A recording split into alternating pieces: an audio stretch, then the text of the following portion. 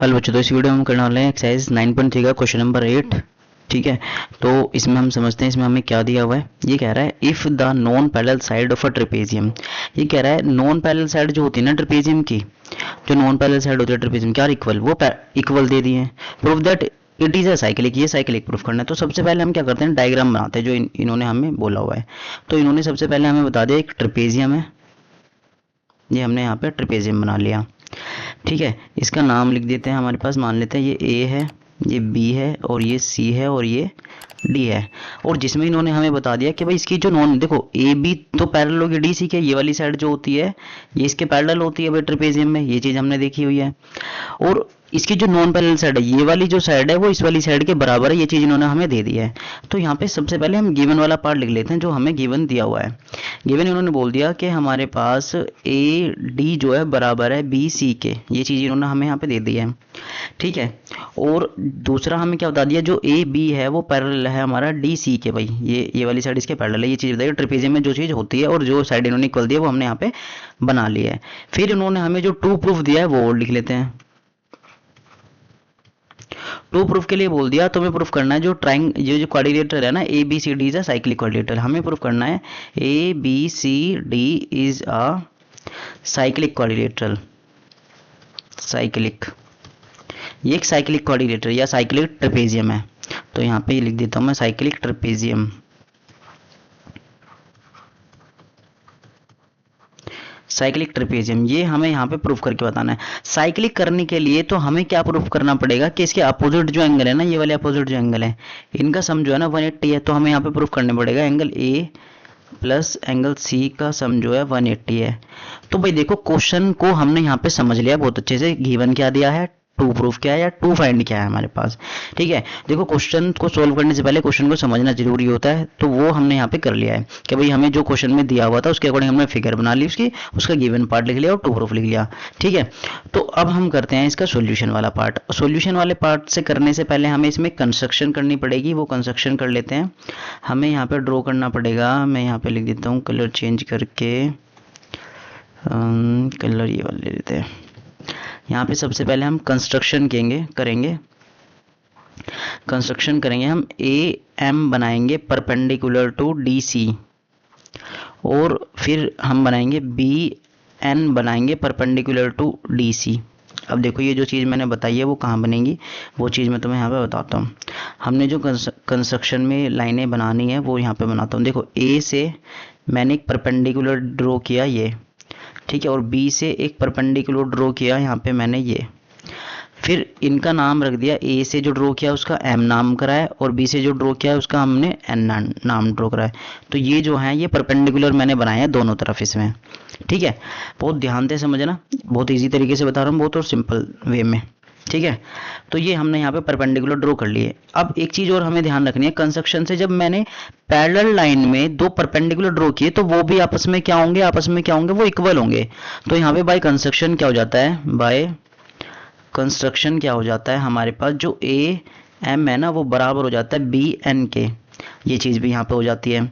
अब करते हैं सॉल्यूशन स्टार्ट यहाँ पे। अब देखो सॉल्यूशन में हमें सबसे पहले क्या करना पड़ेगा, जो हमारे पास ट्राइंगल है, in triangle A M D, ये वाला जो ट्राइंगल है और ये वाला ट्राइंगल है, इसे कॉन्ग्रुएंस करना पड़ेगा। तो इन्हें कॉन्ग्रुएंस करते हैं पहले। And triangle B N C, इसमें हमारे पास कॉन्ग्रुएंस कैसे कर सकते हैं, देखो सबसे पहले हम लिखेंगे यहाँ पे हमारे पास जो ए डी है वो बराबर है हमारे पास बी सी के, ये हमें गिवन दिया हुआ है। ठीक है, बराबर दिया, नॉन पैरेलल साइड ये वाली साइड इसके बराबर है इसमें। फिर दूसरा हमारे पास जो ए एम है वो बराबर है बी एन के, ये बाय कंस्ट्रक्शन है, बाय कंस्ट्रक्शन किया हमने। फिर दूसरा हमारे पास जो एंगल ए एम डी है वो बराबर है एंगल बी एन सी के, दोनों ही क्या हैं, ईच 90 डिग्री हैं। ठीक है भाई, ये पार्ट हो गया।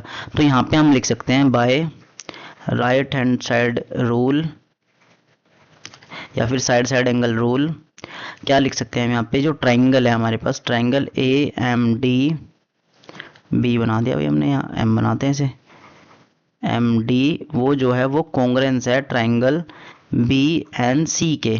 ठीक है। अब ऐसा कॉन्ग्रुएंस होने से क्या हो जाएगा, हमारे पास जो ये वाला एंगल है, देखो इस वाले एंगल की बात करूं मैं, ये वाला एंगल जो है वो इस वाले एंगल के क्या हो जाएगा, इक्वल हो जाएगा यहाँ पे बाय सीपीसीटी से। तो लिख सकता हूं मैं एंगल ए डी एम जो है बराबर हो जाएगा एंगल बी सी एन के बाय सीपीसीटी। ये इसका यहाँ पे रीज़न हो गया। ठीक है, इसका हम यूज़ करेंगे। ठीक है, इक्वेशन नंबर यहाँ पे हमने 1 डाल लिया। ठीक, अब देखो, अब हमें यहाँ पे क्या लिखना पड़ेगा। अब दूसरा पार्ट जो हमें यहाँ पे करना है वो चीज़ यहाँ पे देखो, हमें क्या लिखना पड़ेगा। जो हमारे पास एंगल ए है, एंगल ए जो है प्लस एंगल डी जो ए डी एम जो हमने बनाया है, एंगल ए डी एम, इसे एंगल डी भी बोल सकते था, उसका सम जो है ना वो 180 डिग्री है। अब वो 180 डिग्री क्यों है, उसका यहाँ पे हमें रीज़न देना पड़ेगा। क्योंकि ये 180 डिग्री इसलिए यहाँ पे हम लिख रहे हैं, इसमें हमें लिखना पड़ेगा कि ये दोनों जो है ना, ये दोनों एंगल जो है, यहाँ पे लिख देता हूँ both angle are on the same side of transversal, same side of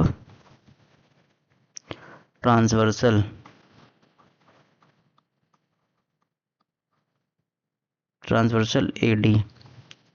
अब देखो, जब भी कोई पैरेलल लाइन होती है, उसके जो ये वाले एंगल होते हैं ना, ये वाले, इन दोनों का सम 180 होता है। पैरेलल लाइन, देखो पैरेलल लाइंस में जो ट्रांसवर्स जाती है उनके जो सेम एडजेसेंट एंगल जो होते हैं उनका सम 180 होता है। वही यहाँ पे हमने यहाँ पे रीज़न लिखा हुआ है, ये यहाँ पे रीज़न लिख दिया हमने इस वाली इक्वेशन के लिए। ठीक है, तो ये हमें यहाँ पे ध्यान रखना है कि भाई ये इसलिए हमारे पास, देखो अब ध्यान से देखो इसमें हमने कैसे यूज़ किया कि भाई ए डी जो है, देखो ए बी पैरेलल है डी सी के और ए डी जो है ट्रांसवर्सल है, तो इन दोनों का सम भी क्या हो जाएगा, इसका और इसका सम 180। ठीक है भाई, अब यहाँ पे हम एक लाइन ड्रॉ कर देते हैं। अब यहाँ पे हमें क्या लिखना पड़ेगा। अब मुझे एक बात बताओ, यहाँ पे जो एंगल ए है वो तो मैं एज इट इज रहने देता हूँ, जो एंगल ए डी एम है वो बराबर एंगल बी के, यहाँ पे बी लिख दिया मैंने, ए सी बी था भाई यहाँ पे, नहीं बी सी एन, सही लिखा हुआ है, मैं सोच रहा ये सिर्फ बी लिखा हुआ है। ठीक है, तो एंगल ये है बी सी एन के।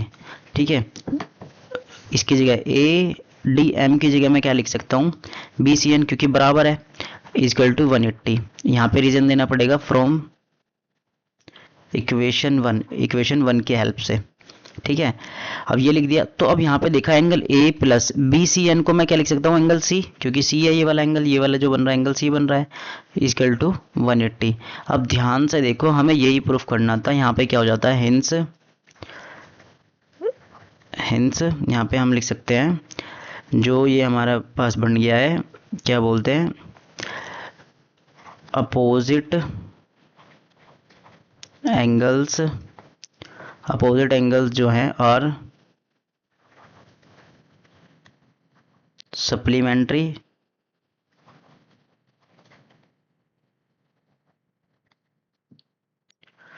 ठीक है भाई, जो अपोजिट एंगल्स हैं और सप्लीमेंट्री, तो इसलिए क्या हो जाता है,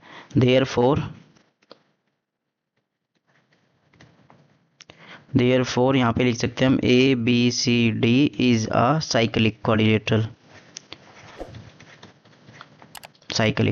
यही हमें यहाँ पे प्रूफ करना था। यहाँ पे हमारा आंसर हो गया।